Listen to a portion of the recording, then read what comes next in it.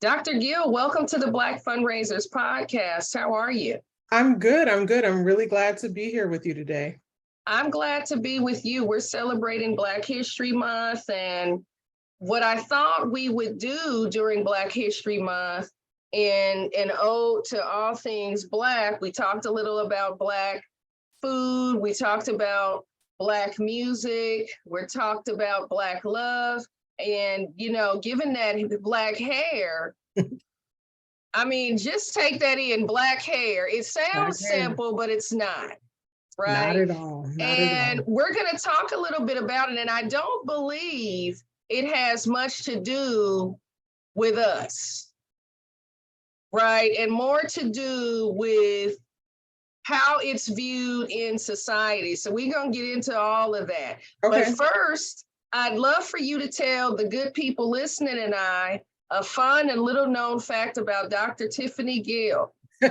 Let me see. A fun and little known fact. Well, something that surprises people, but I'm not sure entirely why, is that I have this kind of low-key, high-key obsession with sports documentaries. Like, really? It's a strange little genre. I mean, like, I like stories. I'm a historian. I like telling stories. Okay. I like the past. But like, I'll watch a sports documentary on anything and anyone.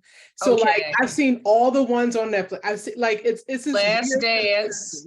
Oh my goodness, how many times have I seen The Last Dance? That to me is like the height of it. Okay, what about Magic Johnson? Well, that's not a documentary. That was a series on HBO. There was a documentary too. I think it was on Apple. Well, Shaq's is on HBO. There is a documentary on Magic Johnson. I watched that too. Okay. Because I didn't catch on too much to the series. My son tried to get me into it. It was something we'd watch.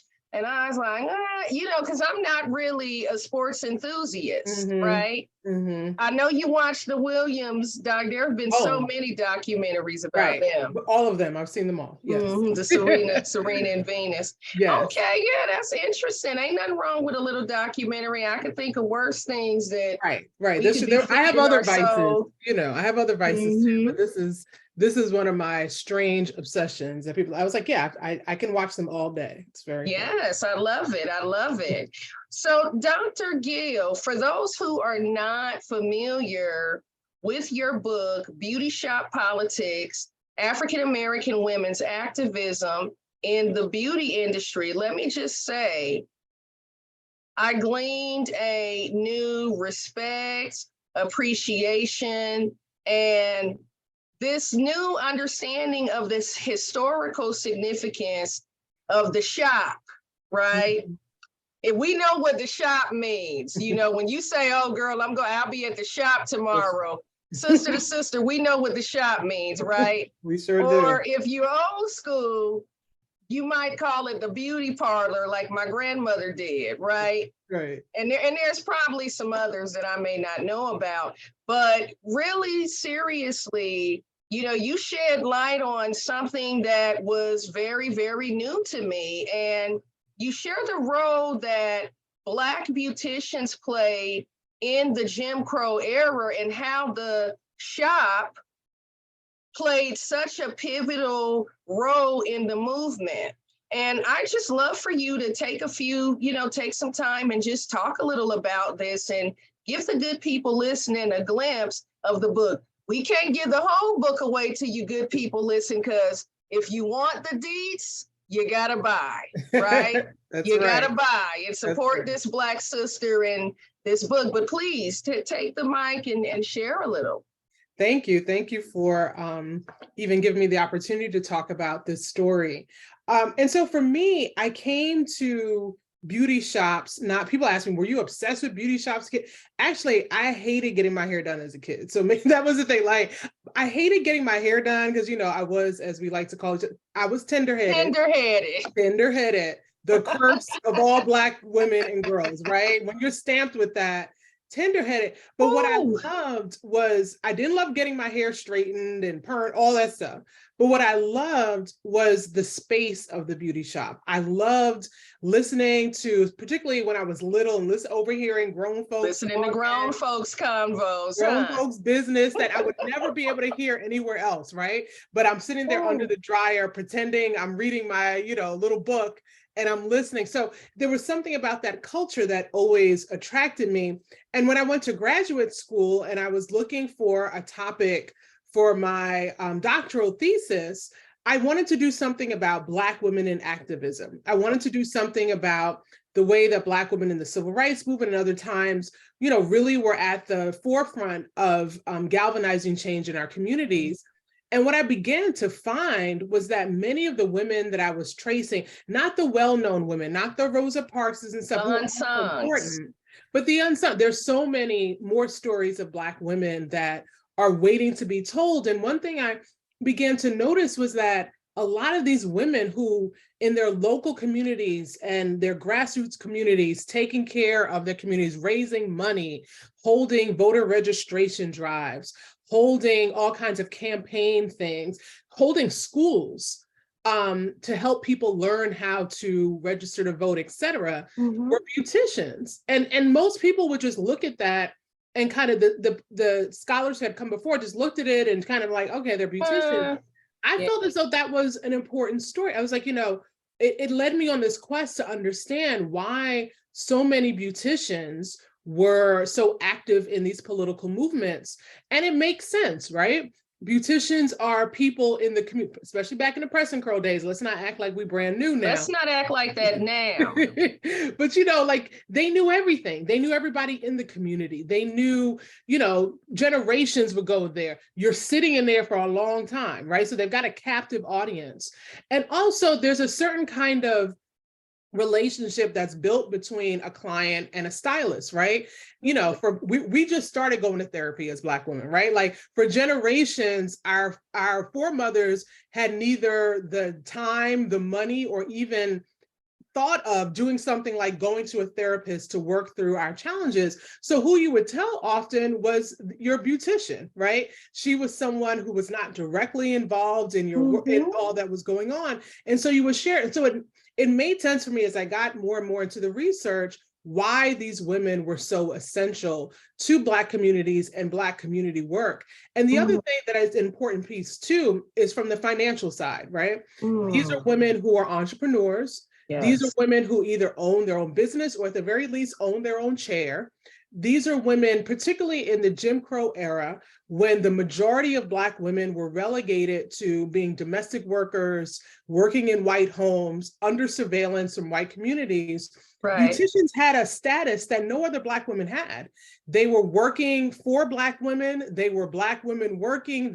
Every part of their industry was catering to Black women. So they could take risks that perhaps a domestic worker would have been afraid to take. And we certainly have histories of domestic workers doing really bold things. But for example, one of the things that I found was really fascinating is that in South Carolina in the 50s, the state of South Carolina declared membership in the NAACP illegal, right? It was illegal to join the NAACP. Wait a minute. Can we stop right here for a minute?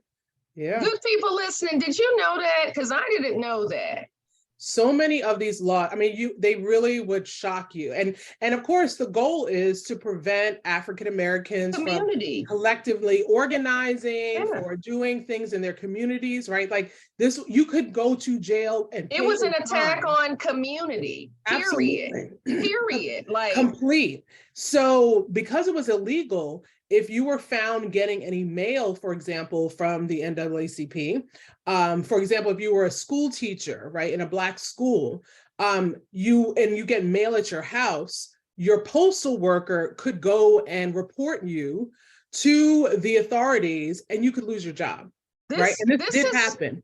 This is ringing there's some bells going off in my head, because we know that there are some states right now, and I'm not going to even give them the benefit of being named on this platform that are trying to criminalize people that are educating and advocating for Black and brown people in progressive ways, trying to kind of roll us back. And I feel like we're just a gnat's hair away from, in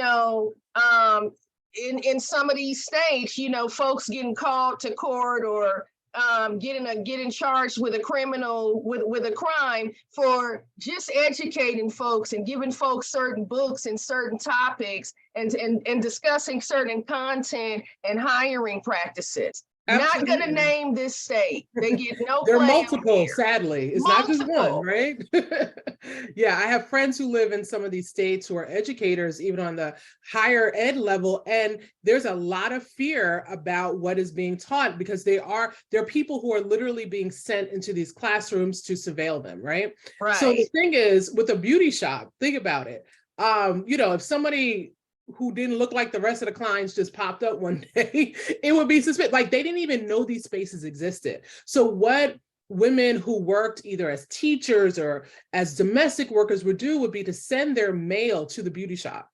So that their NAACP information or any other information they did not want their employers to find out about, they sent it to the beauty shop because the beauty shop wasn't beholden to anyone, wasn't working for anyone except the Black community. And so it really emboldened them to be able to use their space, use their place as a place of refuge for people who and in ways that other Black women just were not able to. And I think it's important. I think the points you make about the parallels to the present are really important because I think we need to think very seriously as Black people about, okay, if these kinds of things, this kind of surveillance is coming down hard, and just because it started in some states that are far from you, none of us should feel as though we are safe from this kind of scrutiny. Where will we go? What are the community institutions that we can turn to that are safe places outside the eye of white surveillance? Right. And so I think we need to really use the Beauticians as an example of how we should be thinking about this. No, this is beautiful. This is beautiful. And I'm sitting here, so many thoughts that I'm having in this moment, right? I'm sitting here and I'm thinking about what's happening at present. Mm-hmm. I'm thinking about, I'm very encouraged in some respects because I'm seeing the beauty shop and even the barbers. Sure. Brothers are talking about mental health and having conversations about Black male mental health in this space for like the first time, brothers are bringing books and, taking the time to educate young Black boys that come into their barbershops. And I imagine if we were doing it back then covertly, I know that there are sisters across the country that are still doing some of that good trouble, making some of that good trouble and doing that good work out of beauty shops across the US now. And I'm just so encouraged, and I see the resistance in that. I think that it's brilliant, it's ingenious, and it's just really the embodiment of what Black women do naturally. Is we make a way, we pave a way, taking those risks, but we pave a way because in so many words, you said, wasn't nobody checking for the Black beauty shops, but Black women.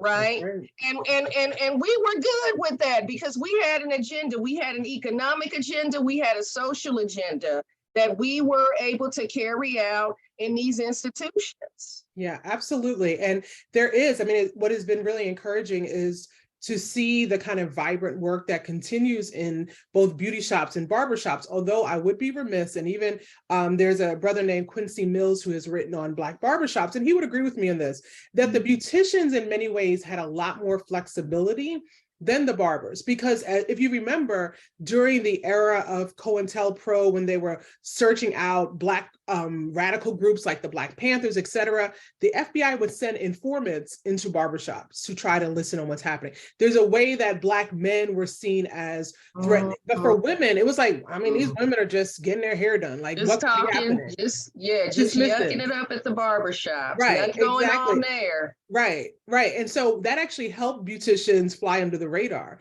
because, think about it, like you never hear of like, the kind of work that we associate with like churches during the civil rights movement, which were firebombed and under surveillance. Absolutely. The same things were happening in beauty shops and nobody knew. Yeah. They didn't know. And so they use like you said, it's kind of this subversive power where it's like, yeah, they're going to dismiss us and underestimate us, which is what is always happening to us as Black women. Right. We're going to use that as the basis of our power. And there are beauty shops that are still doing it now. Like, for example, there, when I lived in Austin, Texas, there was a program where we talked about, there was a domestic and sexual violence prevention center and a shelter that wanted to find a way to get information, particularly to Black women who face domestic violence or sexual assault, about their services. And they brought me on, and what we found is that we would have sessions with beauticians and beauty shop owners and have them have that information in the shops and equip them on how to engage their clients around these issues. And what was really powerful to me is that every beautician we'd worked, from folks who have really highfalutin salons to the roundaway corner salon, those that cater to older women, to younger women, everything in between, every beautician has said at least once in their career, usually more than once, that a woman has disclosed to them about domestic violence, about sexual assault, and that they never knew what to do with it. And like they, and think about the intimacy of hair, right? Think about the fact when someone's in your hair, they can see your neck. They would say, I would see bruises, and I would ask her, I would touch her in a certain way, and she would get really sensitive. And so I think we need to think about, how do we empower these spaces to do even more than they're doing a great job. They are on the front lines of mental health and even physical health, but how do we then kind of bolster them to make sure that these are safe spaces? And how do we create more safe spaces?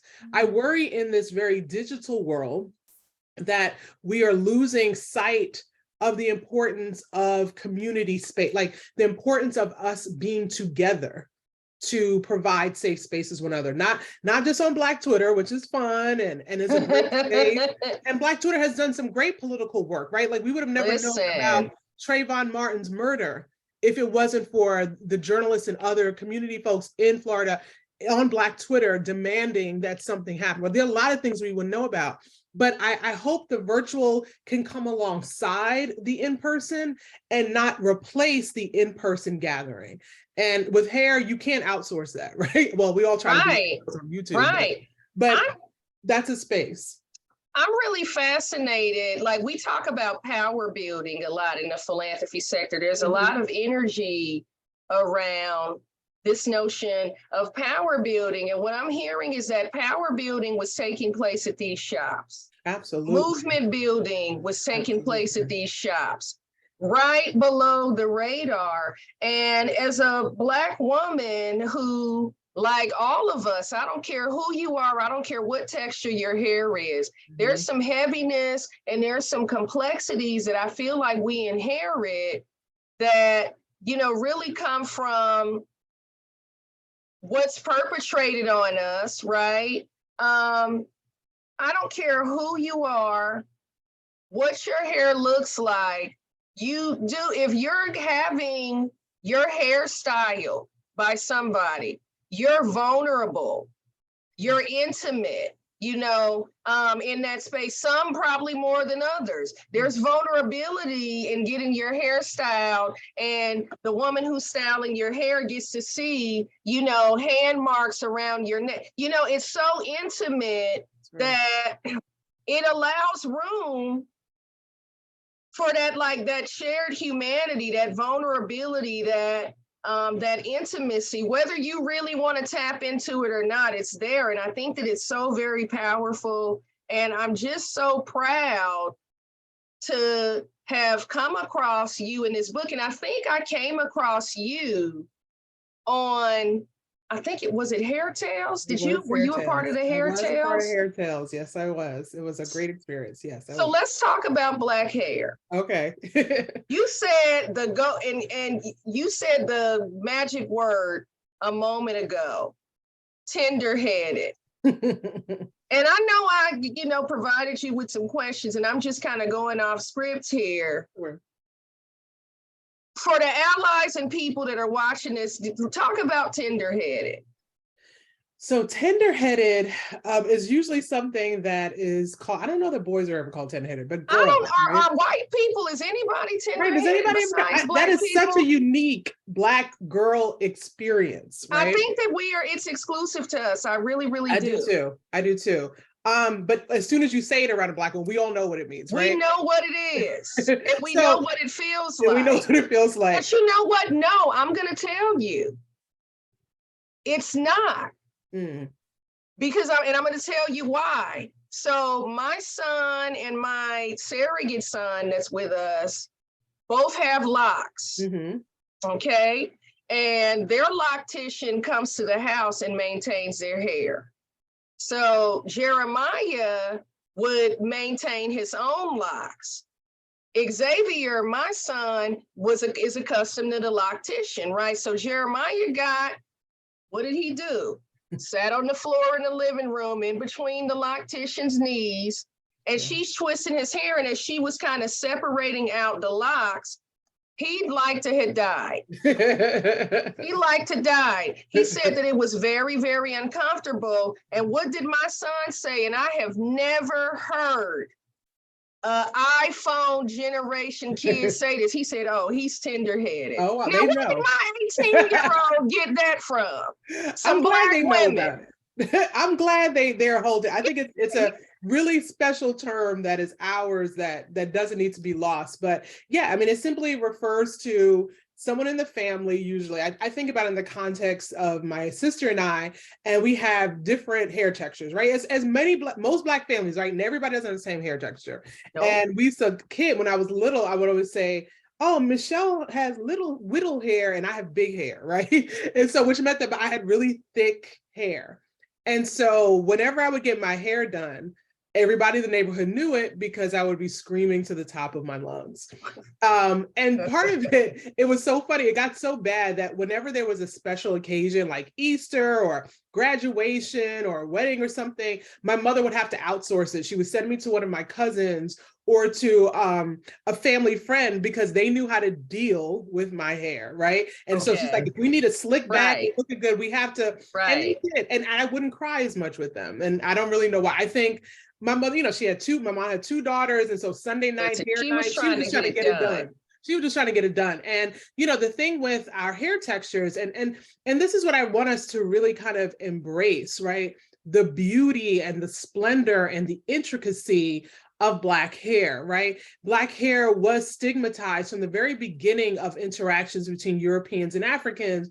It became part of the markers of which made us different and deficient. So our dark skin, our coily hair became something negative. And, I think that unfortunately, as you said, generationally, we have really internalized a lot of those narratives.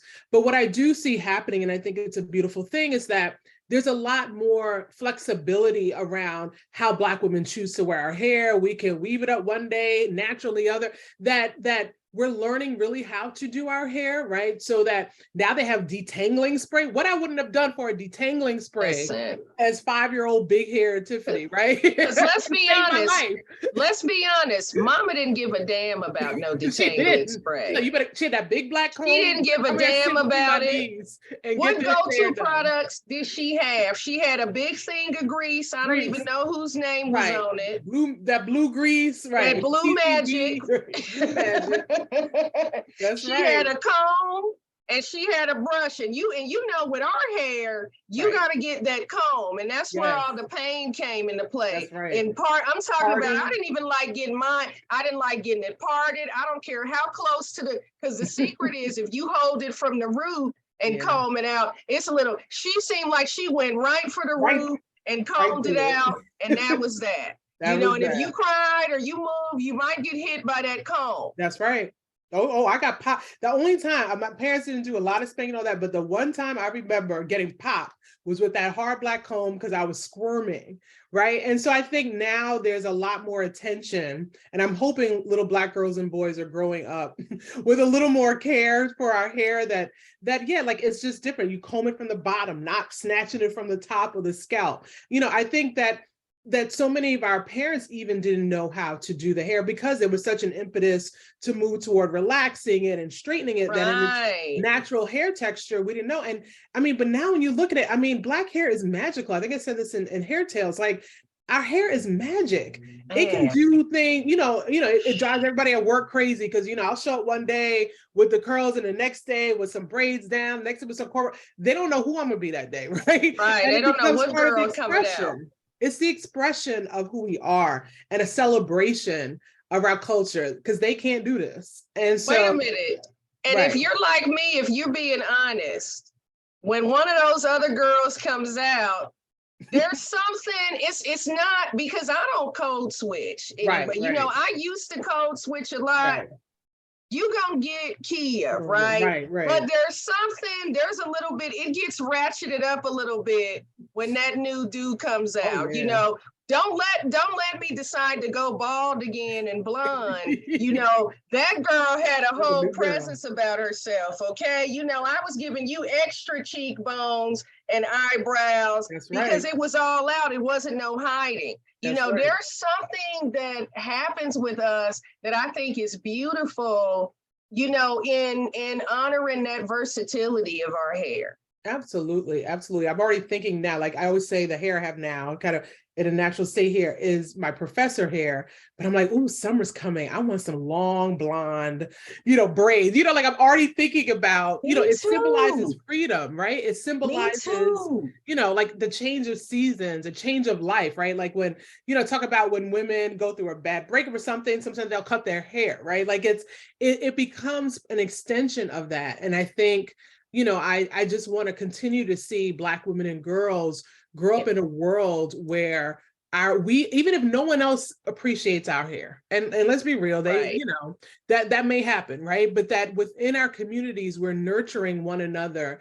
and speaking life over Black girls and telling them their hair is beautiful and it's coiled up and in a little afro, like instead of like, oh, I gotta handle this hair, because that was always the language, is like, oh, we gotta get this hair together. We gotta like it's a nuisance or something, right? Exactly. Yeah, exactly. It was treated as a nuisance. It sure was. And one of the questions I had for you, but I think you've already answered this, was, where did the disdain for Black hair come from? And you talked about how it was used as like one of those harbingers of, that distinguished us, our features, our hair, our skin tone and skin color, that just was met with, this anti-Blackness, right?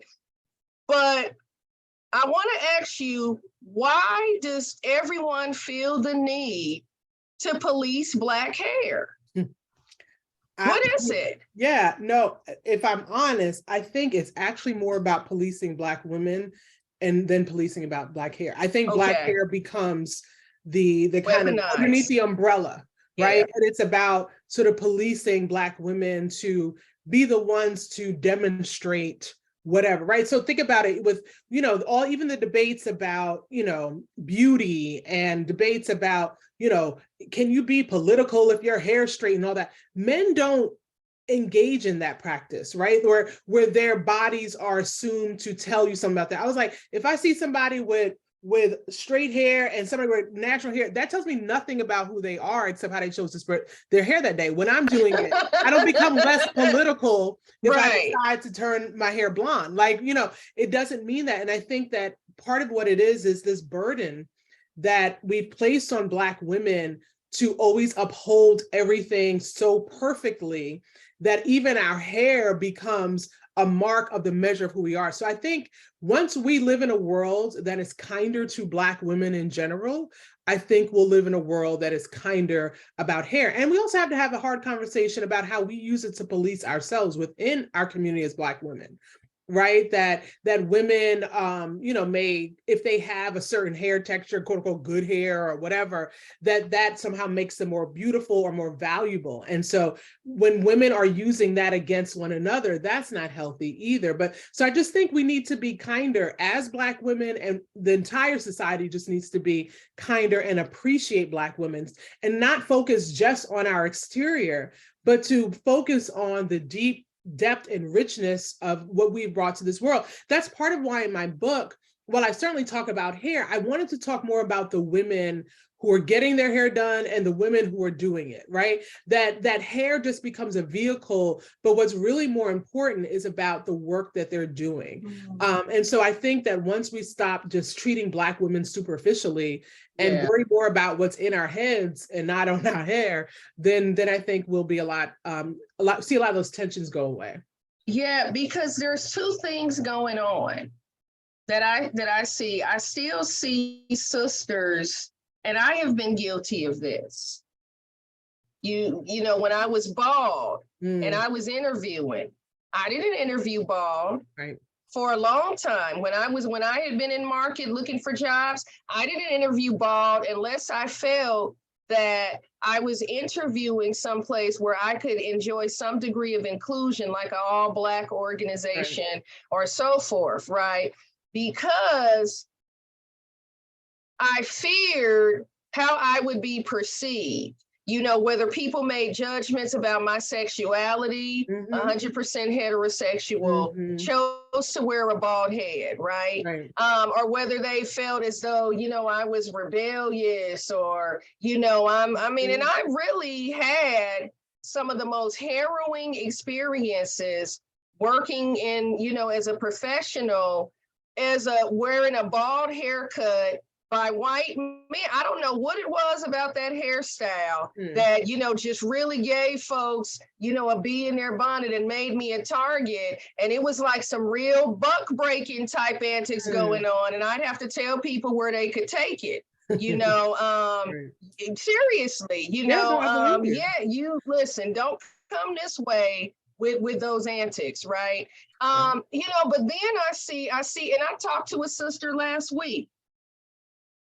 And as a Black woman, how we share these tidbits and just move on from it because it's second nature to us. She said, oh yeah, I got a job interview on Monday. So I had my daughter to put this weave in, and, I didn't want to get braids because, she said, I'm starting a new job. And, I didn't want to go in with my box braids. So I had my daughter to do this weave, but she did a wonderful job. And I wanted to say, and it wasn't the moment or the time, but part of me that's feeling really free and liberated, and this is how I wear my hair all of the time, my heart kind of felt like, dang, I wish that she could experience the inclusion and the belonging that she needs in order to be able to wear her hair the way she prefers to wear it. My heart ached for her, but I remember that there have been more days than not when I had to make that decision. Yeah, we do. And we make it to assimilate. Right. Let's be clear. We have to make it to because we want to eat and we need jobs, because the reality is there have been discriminatory cases where, for everything from like the flight attendants to even within the military and all of that, where the hairstyles of Black women, particularly natural hairstyles, were often ones that would get you disqualified from these positions, right? Mm-hmm. And so even when it's not the law, we still have that sense of like, look, if I want to get this job, I want to do well in this job, I have to conform. Right. And we're not beyond that. And I'm not even going to sit here and lie and say I've never had those like I said, I'm not doing my long blonde braids during the school year when I'm Professor Gill, right? But this summer when I don't have to go to campus, then I will, right? Like it's certain kinds of we have to really be thoughtful about that. And it's really unfortunate. But then I'm encouraged by these sisters, older and younger sisters, that are embracing their natural hair and doing beautiful, beautiful things that, just walking in it, right? But my heart still feels that heaviness Like, man, you know, and I'm going to tell one quick story before we get to our last question. I'll never forget, I was getting my hair done in Oakland, California. There's these 3 Black women. There were 3 Black sisters that owned a barbershop in Oakland, California, right off of Lakeshore. I think it's called Center Stage. It was either 2 or Black sisters, but this hair salon had been in their family. I think their mother did nails when she was younger, had these 2 beautiful daughters, and, you know, their thing was hair, right? You know, so they went into the hair business. And I'll never forget, I was sitting in there, look, getting the weave, right? And a white woman came in there with her biracial daughter. Her daughter was half Black, half white. And she just asked him to cut her hair off. She said, I just want to get it off, as though it was just something, right? She said, I can't do anything with it. It was that nuisance that we talked about. And I just want to cut it off. And they refused to cut that baby's hair. The baby was about 6 years old. They refused to cut her hair. They said, what we will do is style her hair, and you can bring her here for us to style. And if you want to take the time to learn to style it, we'll do that. But we are not about to chop that baby's hair off because it's an inconvenience to you. That is who she is. That is part of her heritage.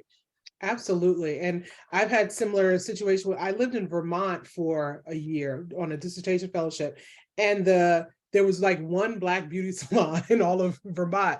And she wasn't, no shade, but she wasn't great on doing hair. Like, she put this super perm in my hair fell out, all this stuff. But what was fun was the environment. And one of the things that she would talk about were the white parents who would bring their daughters in and their sons in because they didn't know. And when I had a friend who was adopting a Black child, I pretty much said down, like, if you want to have this responsibility of a Black child, you owe it to yourself and to that child to make sure that you learn how to do their hair. I had to explain to her about lotion and ashiness and why that was such a thing in our community. Right, in our community. Yes. And I said, you know, if you to really love this child, you need to learn how to do hair and all. And she's phenomenal now. Like, she's, you know, the little girl, I mean, her kids are beautiful and she learned, but I literally sat there and taught her because I said, you want to affirm it. You want to make sure that this child who's already growing up in a different kind of situation never loses sight of the beauty that God created her with. And we had a big fight about lotion. That was like a stickler. She didn't understand. I was like, you know, just like, that's something, a sense of our culture and our pride and dignity is to make sure you don't send Black children out unless their faces are ashy. Right, like shiny. I mean, I'm of the Vaseline generation, okay? Right. To take them hands right before we go to school and rub them and slap. You be get to school shining like the sun, okay? But she made sure. And part of that, like, we may think that is silly, but think about it. In a culture and society that stigmatizes Black people, particularly Black mothers, for being neglectful and all these lies that they say, like, going out the house and making sure your children, as a representation of you and the race, are shining and hairs parted and laid down, that becomes, it's not going to solve white supremacy, certainly, but it becomes a way, I think, for parents to kind of give your child a sense of worth in a world that's trying to destroy it.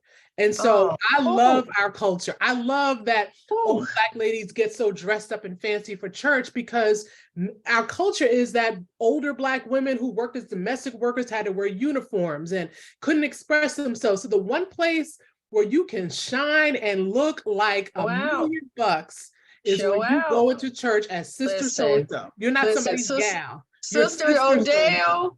Sister Odell would bring out her finest hat. Look, Ernestine, Barbara. I'm talking about, I done seen the studded, the sequins. Listen, I know you done seen some hats that would put some people, and the shoes and the suit. Listen, Miss Green, Mother Green. Mother Green, that's Mother right. Green will cut a rug on you. Listen, the good shoes and still get a shout on, and right? Listen, and still get her shout on. And, you know, I think that's beautiful. And you already jumped to my next question. I want to take a moment to think of as many adjectives as we can that affirm Black hair. And celebrate Black hair. I think Black hair is art. I think Black hair is stunning. I think Black hair is a showstopper. I think Black hair feels good to the touch. Black hair is versatile. Black hair is us. It's uniquely ours.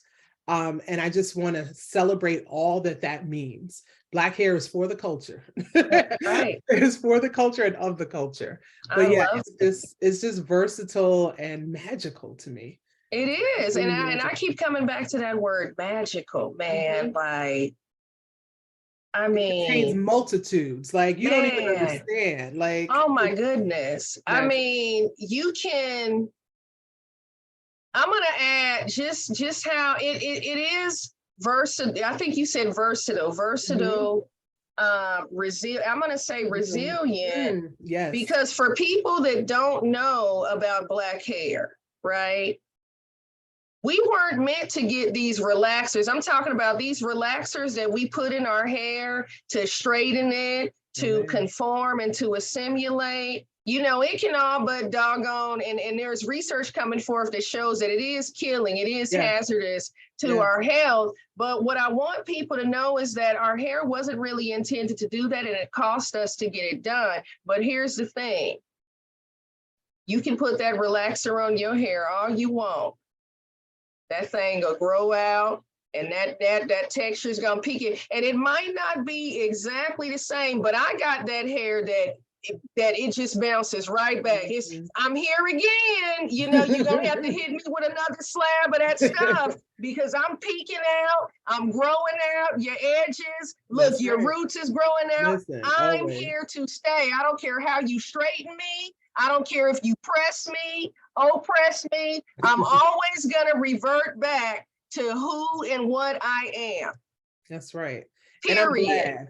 Period. Right. There's no way to do it. Right. You have to fight against how God created us to keep doing that. Right. And it's no judgment to people who are doing it, but I do think it's, you know, like another thing I always say too, with hair straightening and stuff like that, it ain't never gonna make you white. So you might as well just be Black and be your whole life, because no one's gonna treat you that much better. You might get treated a little better, but when it comes down to it, if they know you Black, that's enough. So why not just be Black all the time? Right? You're still a Black girl. You're still a Black girl. You're still a Black girl. And So I'm gonna tell you, you said you might as well be back. I'm gonna say what my mama's mama used to say, and I ain't gonna say the whole thing. She used to say, you might as well scratch and get glad. And you know that saying, and if you know you watching, because I didn't say the whole thing. I'm gonna just say scratch and get glad. That's what she used to say, meaning, you know, it is what it is. It ain't much you can do about it, so you might as well scratch here and get glad, you know, and that was it. Enjoy it. That's right. That was it. Well, I just want to thank you so much for having this conversation. It has heartened me. It has given me some pride. I'm smiling from the inside out. I'm celebrating those unsung, and I'm trying not to cry. You know, I'm really trying not to cry, but I'm grateful for those unsung community organizers, entrepreneurs that were doing the work to build and organize and affect social change under the guise of the beauty parlor. I'm grateful for those sisters. Some of them are ancestors, have gone to be with the Lord. And I'm grateful for those that are doing it now. And those that are thinking about ways that they can pour into community through their shop and make that shop that gathering spot, that safe spot. So thank you for having this conversation with me, Dr. Gill. Thank you. Thank you for such a wonderful environment to really share. I mean, this is why I do what I do, is so that we can learn from and appreciate these women who did so much, including fundraising. I know that's part of what you do here. There's a great book on Madam C.J. Walker's philanthropy by scholar Tyrone McKinley Freeman. And I even came across my research, like these women were raising money, like they were doing it all. And so where would we be if not for these women? And so my life's calling is to try to shed as much light on as many of these women as I can. So thank you so much for having me and giving me the opportunity to share about Black Beauticians. No, and I'm going to share the link to your book. Good people, buy the book, get the deets. You got a snack, but you want the whole meal, right?